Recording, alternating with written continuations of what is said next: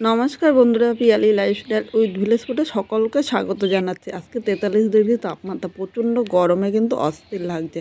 বাতের ব্যথার জন্য সেরকম কিন্তু টকও খেতে পারি না, তাই ভাবলাম দুর্দান্ত একটা রেসিপি তোমাদের সাথে শেয়ার করি। যাদের বাতের ব্যথা তারাও কিন্তু খুব ভালোবেসে খেয়ে নিতে পারবে। আমি 1 বাটি মুগ ডাল নিয়েছি, মানে 150 গ্রাম মুগ ডাল আছে। আর তোমাদের মুগ ডালটা যতটা প্রয়োজন হবে সেই অনুযায়ী নিয়ে নেবে। এবার এখানে আমি একটা বাটি নিলাম, বাটির মধ্যে এই মুগ ডালটা নিয়ে নিলাম। প্রথমে মুগ ডালটা আমি 3-4 বার পরিষ্কার জল দিয়ে ধুয়ে নেবো। ডালটা যখন ধোবো ডালের মধ্যে দেখবে এক ধরনের পাউডার থাকে, পাউডারটা আমি 3-4 বার ধুয়ে নিলে ডালটা কিন্তু একদম পরিষ্কার হয়ে যাবে। দেখো ডালের জলটা কতটা সাদা হয়েছে।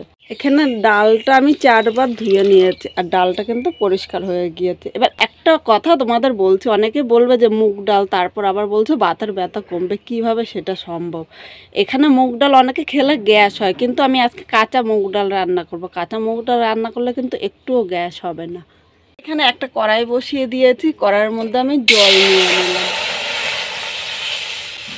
এখানে যে মুগ ডালটা নিয়েছিলাম এই জলের মধ্যে আমি নিয়ে নিলাম, সাথে 1/2 চামচ লবণ দিলাম। লবণের মধ্যে কিন্তু ফুটা অঙ্ক থাকে, তাহলে মুগ ডালটা তাড়াতাড়ি সেদ্ধ হয়ে যাবে।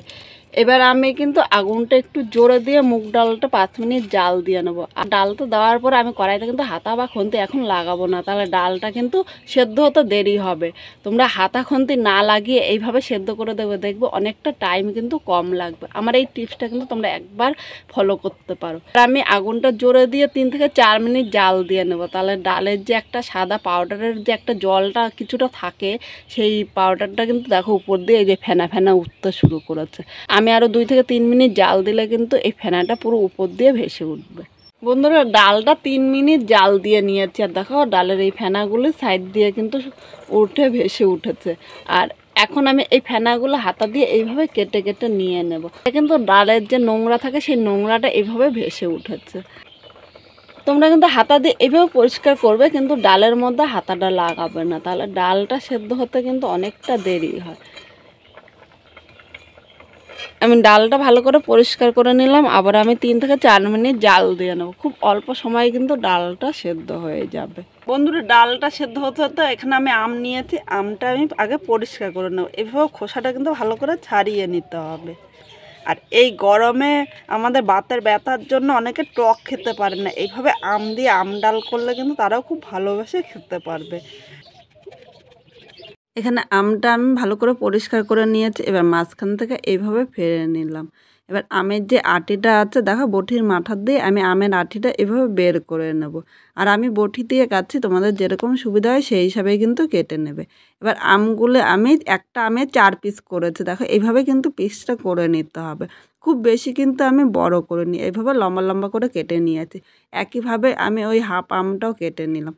এবার আমটা কেটে সাথে সাথে কিন্তু একটা বাটির মধ্যে জল নিয়েছি, জলের মধ্যে এইভাবে রেখে দিতে হবে। নাহলে কিন্তু আমটা রেখে দিলে আমটা কালো হয়ে যাবে, আর পরে ডাল করলে সেই ডালটা খেতে ভালো লাগবে না। অনেকে আম দিয়ে ডাল করলে ডালটা কালো কালো হয়, আর এইভাবে যদি জলের মধ্যে ভিজিয়ে রাখে তাহলে আমের কষটা বেরিয়ে যাবে, তাহলে কিন্তু ডালটা একটুও কালো হবে না। মোট ডালটা আমি 5 মিনিট জাল দিয়ে নিয়েছি, এতক্ষণ কিন্তু হাতা বা খুন্তি কিছুই লাগাইনি। এবার তোমাদের ডালটা একবার দেখাচ্ছি। দেখো, হাতা খুন্তি লাগালে অনেকটা টাইম লাগে, আর দেখো ডালটা কিন্তু ভালো সেদ্ধ হয়ে গিয়েছে। তোমাদের দেখাচ্ছে, দেখো ডালটা একদম নরম হয়ে গিয়েছে, দেখেছো হাতের সাথে কিন্তু মিশে যাচ্ছে ডলা দিলে। আমি হাতা দিয়ে একটু ডালটা নাড়িয়ে নেব। আর যেহেতু টক ডাল করবো, ডালটা কিন্তু বেশি গাঢ় করলে ভালো লাগবে না। এর মধ্যে আমি আরেকটু গরম জল দিয়ে দেবো। অবশ্যই কিন্তু তোমরা চেষ্টা করবে গরম জল দিতে। গরম জল দিলে ডালটা তাড়াতাড়ি ফুটে উঠবে, ঠান্ডা জল দিলে কিন্তু এই ডালটা আরও শক্ত হয়ে যাবে, তখন খেতে একদম ভালো লাগবে না। এবার এর মধ্যে আমি 3টা কাঁচা লঙ্কা চেরা দিয়ে দিলাম। ডালটা সেদ্ধ হওয়ার সময় একবার লবণ দিয়েছিলাম, আবার একটুখানি লবণ দিলাম। অবশ্যই লবণটা স্বাদ অনুযায়ী দেবে। আর হলুদ নিয়ে নিলাম। এবার লবণ ও হলুদটা ডালের সাথে মিশিয়ে নেব। আমাদের যদি হাতে পায়ে বা কোমরে ব্যথা হয়, ডাক্তারবাবুর কাছে গেলে কিন্তু আমাদের মুসুরি ডাল খেতে বারণ করে, বা যে কোনো বাতের ব্যথার জন্য কিন্তু আমরা টক খেতে পারি না। কিন্তু এইভাবে মুগ ডাল দিয়ে টক রান্না করলে কিন্তু দুর্দান্ত লাগবে। আর এই গরমে একটু টক ডাল হলে কিন্তু আমাদের আর কিছু লাগে না। এখন আমি ডালটা আরও 3 মিনিট জাল দিয়ে নেব, নাহলে কিন্তু এখানে হলুদের গন্ধ বেরোবে। হলুদটা দেওয়ার পরে কিন্তু 3 থেকে 4 মিনিট ভালো করে ডালটা জাল দিয়ে নিতে হবে। ডালটা ফুটে উঠেছে, এবার ডালটা আমি নামিয়ে নেব। কড়াইটা পরিষ্কার করে আবার বসিয়ে দিয়েছি। এবার এর মধ্যে আমি 1 চামচ সর্ষের তেল দেবো, খুব বেশি কিন্তু তেল দেওয়ার প্রয়োজন নেই। তেলটা সামান্য গরম করে নিয়েছি। এবার প্রথমে আমি 2টো শুকনো লঙ্কা নিলাম। এই শুকনো লঙ্কাগুলো আমার বাড়ির গাছের। তোমরা ভাবছো লঙ্কাটা ছোট, তাই আমি বললাম। লঙ্কাটা অল্প ভেজে নিয়েছি। এবার এই জায়গায় দেখো 1/2 চামচ আমি কালো সর্ষে নিয়েছি, কালো সর্ষে দিয়ে দিলাম। কালো সর্ষেটা 1 সেকেন্ড ভেজে নিয়েছি। এবার এখানে যে আমগুলো আমি কেটে রেখেছিলাম পরিষ্কার জল দিয়ে 2 বার ধুয়ে নিয়েছি। এবার এর মধ্যে আমি নিয়ে নিলাম। এবার এখন আমি একটুখানি নেড়ে চেড়ে নেবো, নাহলে সর্ষেটা নিচে দিয়ে কিন্তু লেগে যেতে পারে, আর সর্ষে পুরোপুরি কিন্তু একটু ভালো লাগবে না। এবার এর মধ্যে আমি সামান্য হলুদ দিলাম, খুব বেশি কিন্তু হলুদ দেবো না, কারণ ডালের মধ্যে কিন্তু একবার হলুদ। এবার আমটা নেড়েচেড়ে হলুদটা মিশিয়ে আমি 1 থেকে 2 মিনিট ভেজে নেব। আমরা কিন্তু সাধারণত এইভাবেই ডাল রান্না করি, আর এইভাবে ডাল রান্না করলে আমের টকটা কিন্তু পুরো থেকে গেল। ডালের মধ্যে কিন্তু দুর্দান্ত লাগবে। অনেকে ব্যথার জন্য যারা খেতে পারেন না ডালটা, তাদের জন্য কিন্তু দুর্দান্ত একটা রেসিপি শেয়ার করলাম। আর আমার মতো যারা ডাল এইভাবে রান্না করবে তাহলে খেয়ে কীরকম লাগলো কমেন্ট করে জানাতে কিন্তু ভুলো না। এখানে আমটা আমি 2 মিনিট ভেজে নিয়েছি। এবার এর মধ্যে আমি ডালটা নিয়ে নিলাম। আমের সাথে ডালটা নেড়ে চেড়ে মিশিয়ে নেব। এখন তোমরা একবার চেক করে নেবে, যদি লবণ লাগে তাহলে সামান্য একটুখানি কিন্তু লবণ দিয়ে দেবে। এখানে দেখো ডালের কালারটা কিন্তু দারুণ এসেছে।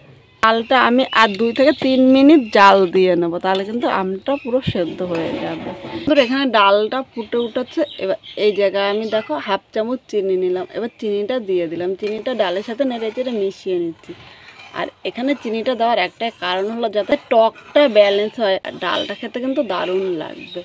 অবশ্যই তোমরা এইভাবে একবার কিন্তু করে দেখতে পারো। যে কোনো ব্যথার জন্য কিন্তু দুর্দান্ত একটা টক ডাল তোমাদের সাথে শেয়ার করলাম। এবার 1 মিনিট আমি ডালটা জাল দিয়ে নেব। আর এখানে দেখো আমটা কিন্তু একদম সেদ্ধ হয়ে গিয়েছে। আর আমটা যদি আগে দিতাম তাহলে একদম গলে যেত, তখন কিন্তু খেতে ভালো লাগতো না। মিনিট পর ডালটা নামিয়ে নিয়েছি। দুপুরে ভাতের সাথে এরকম একটা যদি ডাল থাকে তাহলে কিন্তু দুর্দান্ত লাগবে।